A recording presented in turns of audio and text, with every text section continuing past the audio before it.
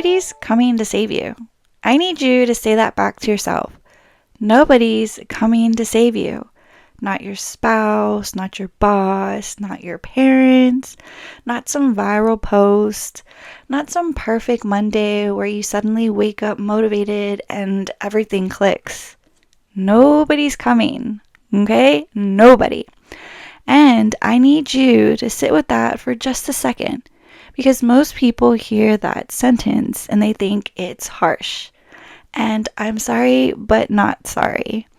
They think it's cold, but I'm telling you, that sentence is the most freeing thing anybody's ever going to tell you. So you're welcome. Because if nobody's coming to save you, well, guess what that means? That means nobody gets to tell you to stop either. You're doing it on your terms. So, welcome back to Thriving Out Loud with Tiff. I'm your girl, Thriving Tiff, and we are on episode 15. Where I'm going to tell you no one's coming to save you. And today we are not doing no soft episode. We are not doing a cute story episode. Today I need you to lace up because we're talking about ownership. We're talking about what it actually costs you to keep waiting. And by the end of this, I want you standing up and not sitting comfortable. So let's get into it. Alright guys, so welcome back. I hope you're having a fabulous day, and if not, you are going to have a fabulous day because you're up, you're living, you're moving. Someone didn't get to wake up today, but guess what? You did. So I want to get into the cost. What waiting has already taken from you. Okay? And before I give you the proof, before I give you my story, I want you to think about the cost. Because we don't talk about the cost enough. Every day you wait on the dream is a day that dream doesn't exist for you. Every day you wait to start that business is a day it's not making money for you. Every day you wait to have the hard conversations to another day of waking on eggshells. Oh my God, does this click to you? Is this clicking to anybody?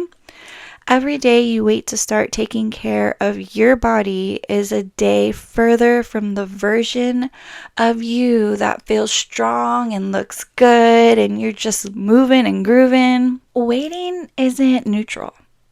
Waiting isn't where nothing's happening. Waiting, it's a decision. It's a decision to let today pass exactly the way yesterday did.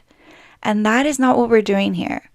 We are becoming bigger and better versions of ourselves from yesterday. And here's the part that really gets me. Most of us aren't waiting because we don't care. Because we care. Why else would we be listening to motivational things or trying harder to be a better version of yourself? We're waiting because we're scared. Scared it won't work out. Scared people will watch us and then they'll see us fail. Scared we're finally find out if we actually have what it takes. And what if we don't? So guess what we do? We protect ourselves. We protect ourselves by staying still. We call it not the right time. And I have quotation marks up right now. Not the right time. We call it still planning. We call it waiting on a sign. We call it waiting when we have more time. But a closed door isn't always a sign to stop.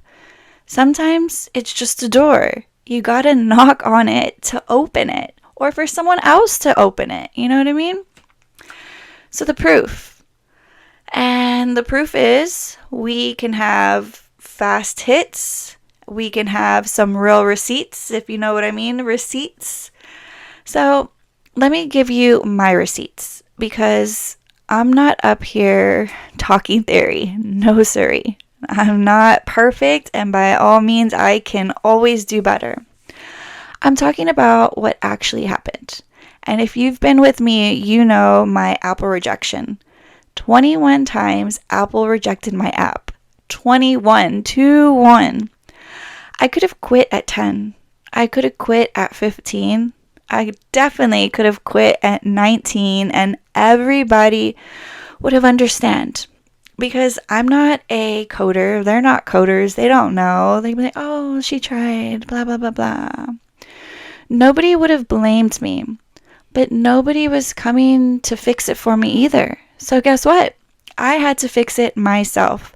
Every single rejection, I opened up the app back up and I found the one thing wrong. And when I finally was able to fix that one thing and hit submit again, 22 times I hit submit. And on that 22nd one, it finally went through. So yes, if you have Apple, download my app. It's the Thriving and Striving. It's an app you didn't even know you needed. It's a life coach for men, women, kids. It is amazing. I worked so hard on it. I got rejected 21 times, but that 22nd time, Apple said, yes, girl, you got this.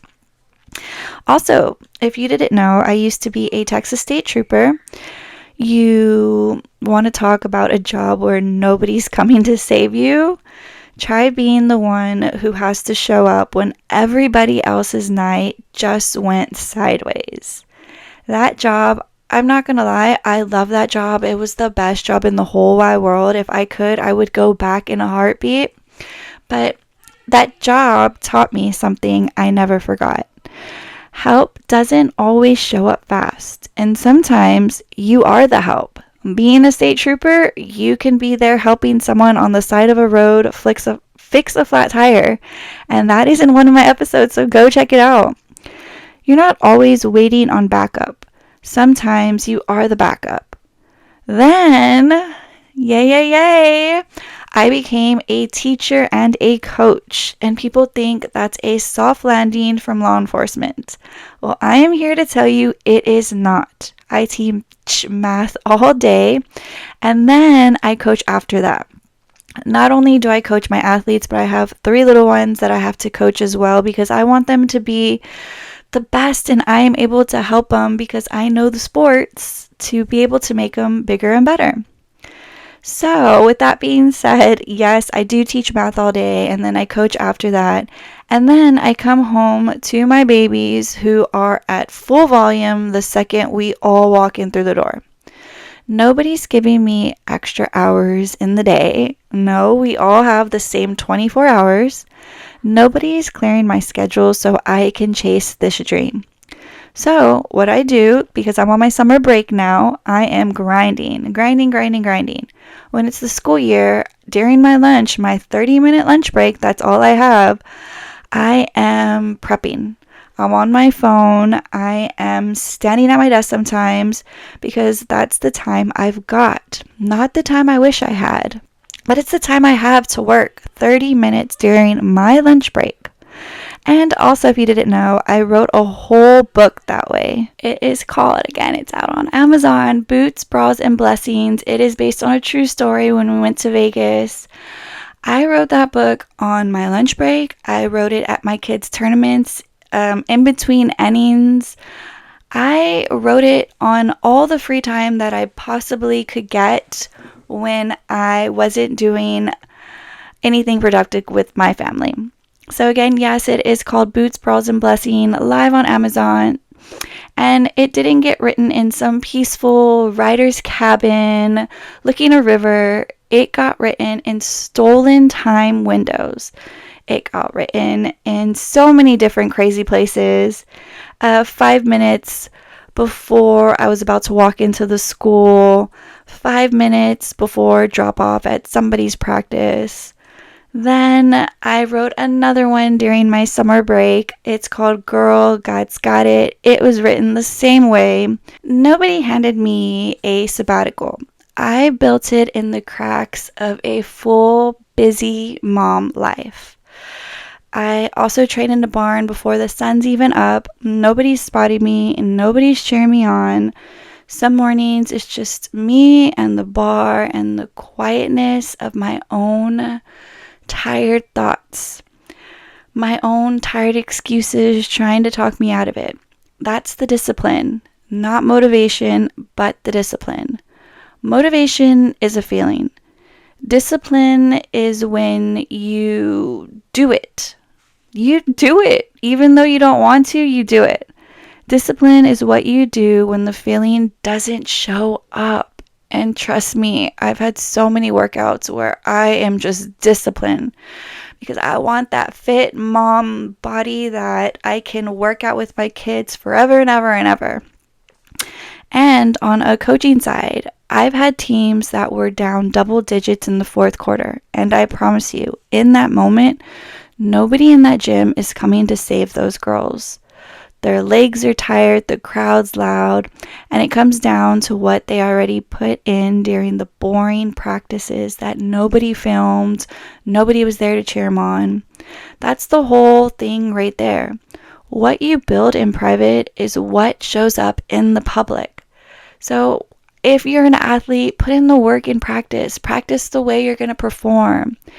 If you're a writer, just write and it'll come all together. I've been where you've been. You've got your own version of every single one of these stories. Maybe it's in the business you keep putting off. Maybe it's the book sitting in your notes apps, because that's how I wrote a lot of my books. I would jot down little things because you always have your phone and you have your notes app. So go write it in your notes. Maybe it's the degree you stopped one semester that you were short of, a couple of classes of getting that degree. Go get you that degree. Maybe it's the relationship you know you need to walk away from. Maybe it's the habit you keep promising that you're going to break next week, but you keep doing it. Whatever it is, say it to yourself right now, out loud if you can, because the work doesn't start when you feel ready. It starts when you actually decide. So, I have to tell you, we always tell ourselves excuses. Excuses are dressed up as wisdom. So, what do you think I mean? Well, I want to talk about excuses because I've already used every single one of these excuses, and I'm pretty sure you have too. So some of the ones that I have come to realize that I did back in the day is I'm waiting for the right time. There's no right time. No right time. There's just time, and time keeps going.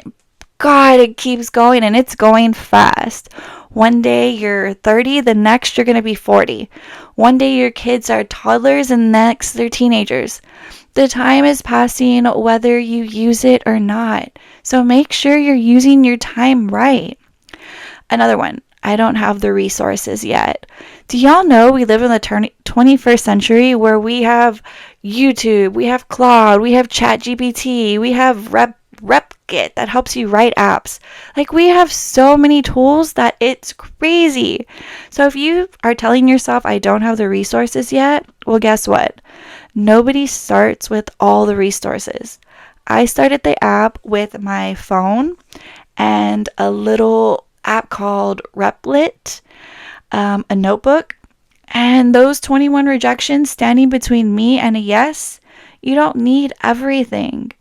You need the next thing. And there's so many ways that you can write an app. That's the way I wrote mine. Again, I'm not a coder, but with all the tools and amazing things that are out in the universe right now, like, holy cow, you can build an empire. What about this? I'm still praying about it.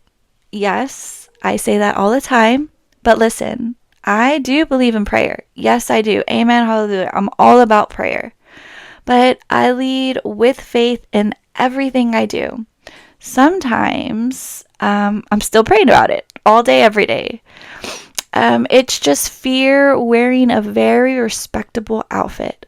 Prayer and action are supposed to work together, not instead of each other. So just keep praying on it, just keep doing it, and God's going to hear you. He's going to answer your prayers on His time, not yours. Okay, here's another one. I don't want to fail in front of people. Baby, Everybody's watching their own life, not yours. And if they are watching you, give them a show. Let the haters hate. If they are not paying your bills, if they are not there motivating you, who cares what they think? Like, honestly, I tell my students all the time, do they pay for your lunch? Do they get you clothes? Then it doesn't matter. Who cares? Let them talk, let them hate. Haters are going to hate. Give them something to watch. And even if they are watching you, I'm telling you, let them watch you try. Let them watch you fail. And guess what? Get back up and keep going. That's not embarrassing. That's the most powerful content you can ever put out because it's real. They're not going to see you down. I mean, for a little bit, they might see you down, but guess what? You're going to get back up and you're going to keep going just the way I did. 22 times I got back up. Let's see, here's another one. I'll start when I have more energy, more time, more support. Oh my God, I used to tell myself that all the time. That day doesn't come. It doesn't. That day doesn't come by waiting for it. The day comes by building it yourself. One small decision at a time, starting now with exactly what you have right now. So I want you to notice something about every single one of these excuses. They all sound reasonable. They all sound responsible. That's what makes them so dangerous. Waiting rarely feels like quitting. It feels like being smart.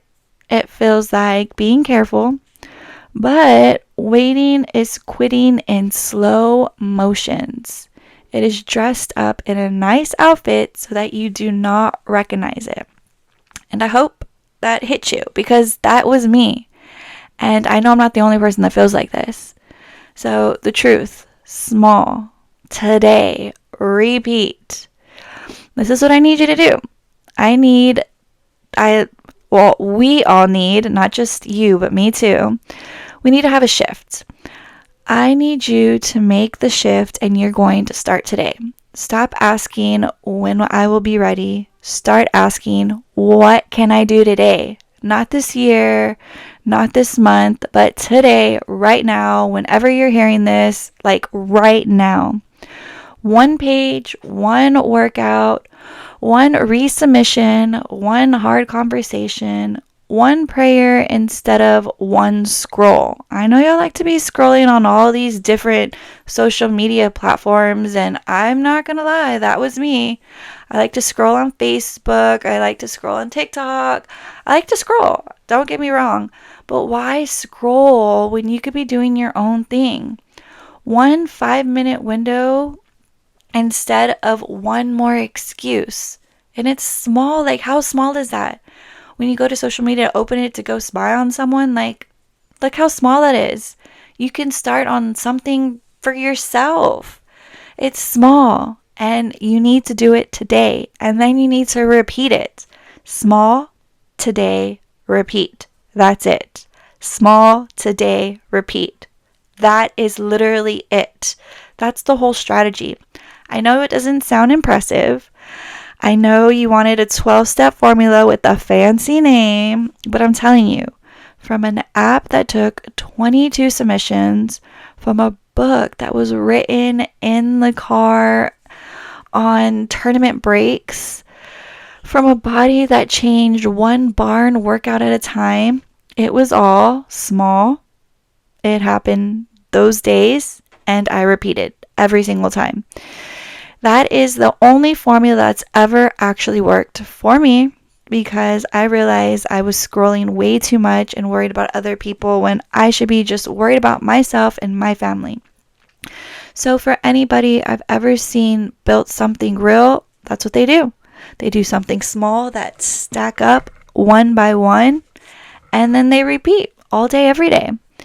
And here's what happens when you do this. When you actually commit to small and today, instead of waiting for some big and someday momentum that shows up, things start to happen. And it's not motivation, it's momentum.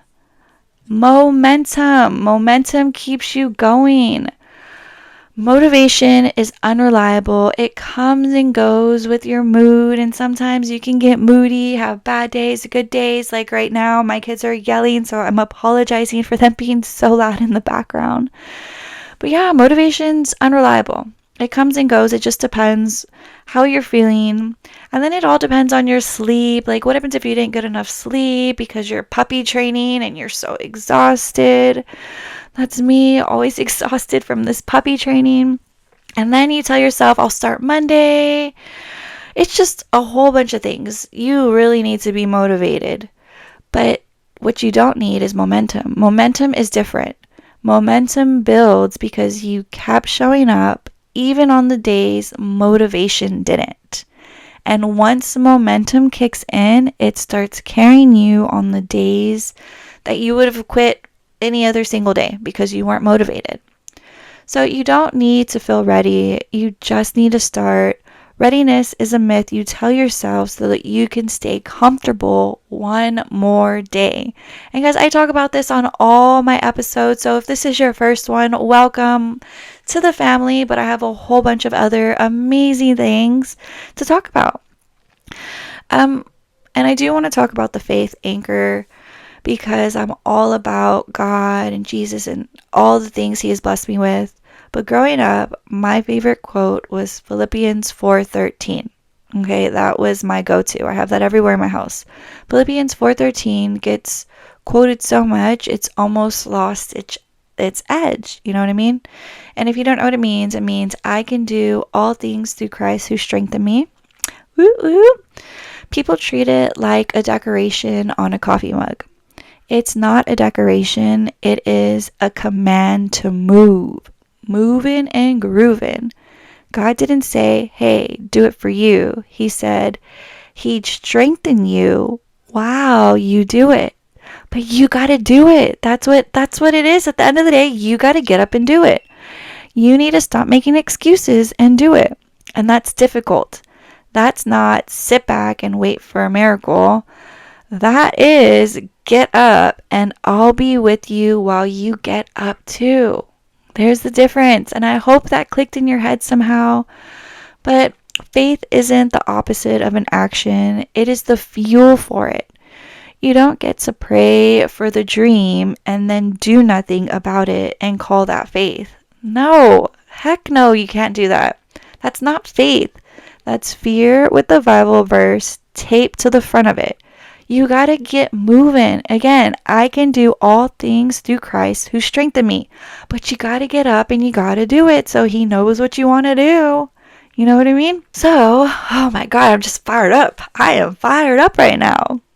So, real faith looks like getting up at 5 a.m. in the morning when you don't feel like it. And I know a lot of y'all, I'm not a morning person. For the ones that are, God bless you. I don't know how you do it, but you are amazing. Real faith looks like resubmission 22 times. Real faith looks like showing up to practice, to work, to your family on the days it would be so much easier to disappear into the couch and just scroll. And I know y'all know what I mean. And here's the thing about God's timing that I think we get wrong. We think He's asking us to be patient and still. But so many times in Scripture, God tells His people to move first and then the miracles show up. And I know that we can't be on our sofa hoping for us to get all fit and fabulous when we're just sitting there. No. Also, I know you've read in the book where the Jordan River had to be parted, not after, but before. So faith looked like a wet foot before it looked like a miracle. I think about that a lot. Sometimes God's not waiting on your patience. He's just waiting on your first step. He just needs to see you going and you've got Him on your side. So I need you to have ownership. I need you to be direct. I need you to repeat, and then you start to build. Okay, so hear me out on this. Like I said earlier, nobody's coming to save you. Nobody's coming to make you work out. Nobody's coming to make you write that best-selling book. Nobody's coming to fix the things that you keep avoiding. Nobody's coming to build your life for you while you sit around waiting for it to feel easier. You are the one to get up and start moving and grooving and doing all the things that you possibly want. God is going to give you whatever it is you desire and some. You've always been the one. We have always been the one. And I know that might sound scary at first, but sit with it a little bit longer because it's actually the most powerful thing anybody could ever tell you. So you're welcome. If nobody's coming to save you, that means that nobody gets to save you. And nobody gets to stop you either. It means you're not waiting on luck, even though when you start moving and doing things, you get luckier day by day, and it's amazing. You're not waiting on timing. You're not waiting on somebody else's permission or somebody else's approval or somebody else's applaud. No, you're waiting on you. So stop waiting on you. Stop doing that to yourself. Get up today and do that scary, awful thing that you want to do. Get up today and do the thing that makes you tired, even if you are tired. Get up today and do the thing without knowing how it ends, because none of us know how it ends. We don't. The only one that knows is the one above. I didn't know rejection 21 times wasn't the end. I just knew I wasn't done yet.